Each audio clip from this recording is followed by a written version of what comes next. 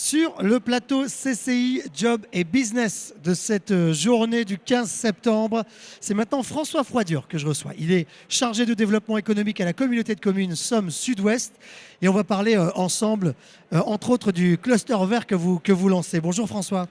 Bonjour, merci de nous accueillir. Merci à vous d'être là. Vous étiez un petit peu déjà en off en train de m'expliquer ce qu'était ce fameux cluster vert. J'ai dit, papa, on s'arrête là. On va l'expliquer à celles et ceux, le partager à celles et ceux qui nous suivent sur cette page. Okay. François, c'est quoi ce cluster vert? Alors, le cluster vert, c'est avant tout un outil de développement économique, d'accord, qui est basé sur l'utilisation des ressources territoriales. Donc ça, c'est important. C'est vraiment là-dessus qu'est basé le cluster vert. Ce qu'il y a près de chez moi. Ce qu'il y a près de chez nous. On peut utiliser ce qu'il y a près de chez nous.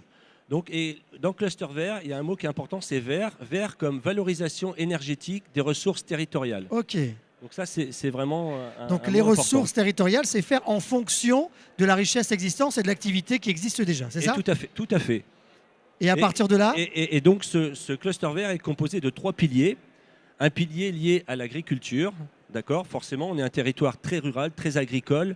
Donc avec 700 exploitations agricoles, enfin voilà, donc on a beaucoup de ressources agricoles. Donc il y a un premier pilier qui est lié à l'agriculture et sur lequel on va développer, on est en train de développer dans le cadre d'un projet alimentaire territorial, un pôle alimentaire local où il y aura une cuisine centrale, où il y aura demain un magasin de producteurs, demain un marché d'intérêt local. Voilà, l'idée c'est de mettre en relation, d'utiliser les productions locales et de les faire consommer localement. Mais ça, les producteurs locaux, ils revendent parfois déjà Oui, mais l'idée, c'est de... En fait, on se rend compte qu'ils ont des problèmes de logistique, souvent. Et là, c'est de regrouper à un seul endroit plusieurs producteurs qui viennent, qui vient avec de la viande, l'autre avec du lait, avec des fromages, et les consommateurs repartent avec plusieurs produits. On revient un petit peu à l'époque, quoi, en fait. C'est ça. Je produis, c'est du bon sens. Pour mon voisin. Je produis pour mon voisin, mon voisin ou mon restaurateur ou mon professionnel des métiers de bouche, etc. C'est vraiment l'idée, c'est ça. Donc ça, c'est le premier pilier. Premier pilier. On a un deuxième pilier qui est lié aux matériaux biosourcés. Donc les matériaux biosourcés, c'est pareil. Encore une fois, c'est basé sur la ressource locale. Beaucoup de production agricole, donc on a des pailles, on a du bois, on a des pailles de chanvre, des pailles de lin, etc. Et l'idée, c'est de développer des filières autour de ces matériaux biosourcés pour soit faire des matériaux isolants ou soit faire des matériaux de construction. C'est-à-dire demain, on va utiliser du chanvre pour faire du béton de chanvre et construire des maisons en chanvre. Au lieu, dans cette aberration, d'importer des choses qu'on est capable peut-être de produire soi-même et de se dire, OK, on a de la paille, on a du bois, on a telle et telle matière, est-ce qu'on ne pourrait pas faire un isolant? Est-ce qu'on ne pourrait pas faire du chauffage, enfin du bois de chauffage, des choses, c'est ça? Tout à fait, mais bois de chauffage, très mais concret. Surtout, là, on est vraiment dans le constructif, dans la construction. Et en l'occurrence, on a quelques bâtiments qu'on devrait voir sortir sur le territoire. Un notamment emblématique, qui sera un hôtel pépinière d'entreprise, qui devrait voir le jour d'ici 2 ans, on va dire, et qui sera construit en partie en bois paille.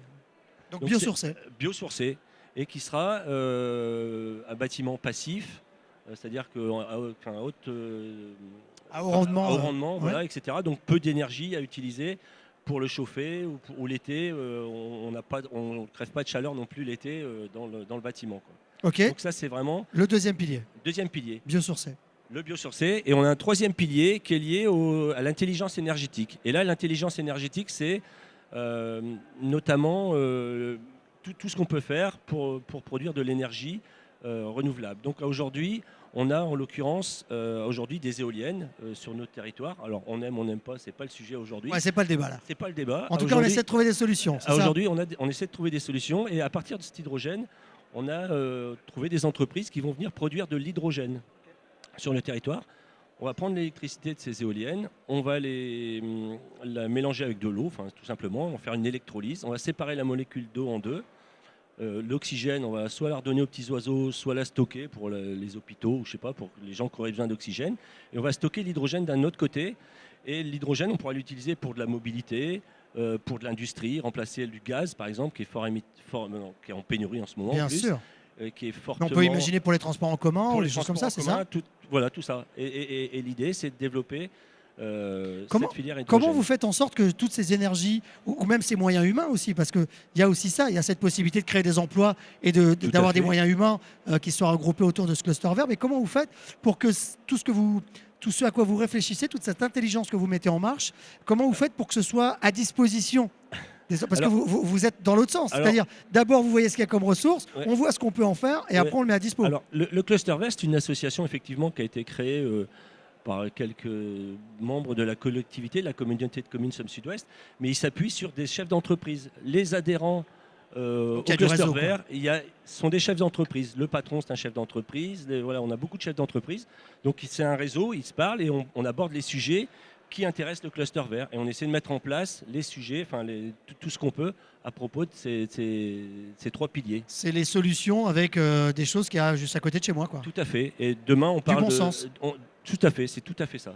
Du bon sens à l'état pur. On revient aux choses basiques. Alors, j'ai vu aussi qu'il y avait en projet un marché d'intérêt local, Ouais. c'est ça? Tout à fait. Alors, dans la Ça- continuité de ce que je vous disais C'est tout ça, à l'heure, en ouais. fait, hein, on a effectivement un marché d'intérêt local qu'on envisage de créer. Donc là, on va créer un magasin de producteurs, on va créer une cuisine centrale. Le magasin de producteurs, c'est pour les particuliers. La cuisine centrale, c'est pour les écoles, etc. Ouais, les cantines, voilà. tout ça. Et le marché d'intérêt local, c'est à destination des professionnels des métiers de bouche.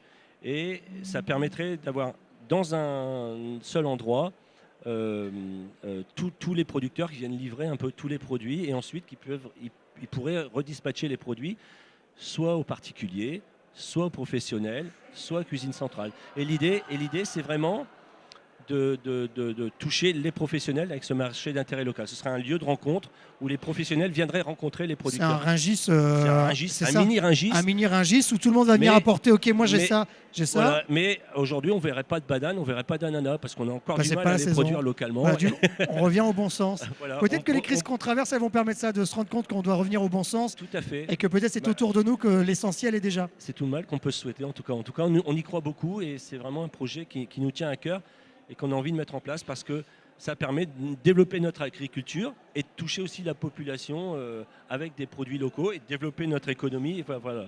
C'est vraiment... Ceux qui seraient concernés par cette communauté de communes Somme Sud-Ouest ou même ouais, peut-être des villes alentours ou des communautés de communes qui seraient curieux de Complètement. savoir comment fonctionne votre Oui. cluster vert, où est-ce qu'on peut vous trouver? bah, vous pouvez me trouver... Donnez pas votre adresse. Hein. Donc je suis basé à Poix-de-Picardie, au siège de la communauté de communes Somme Sud-Ouest.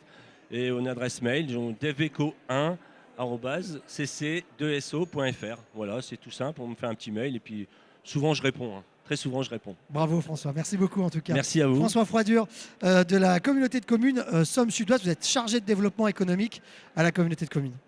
Merci François. Merci beaucoup.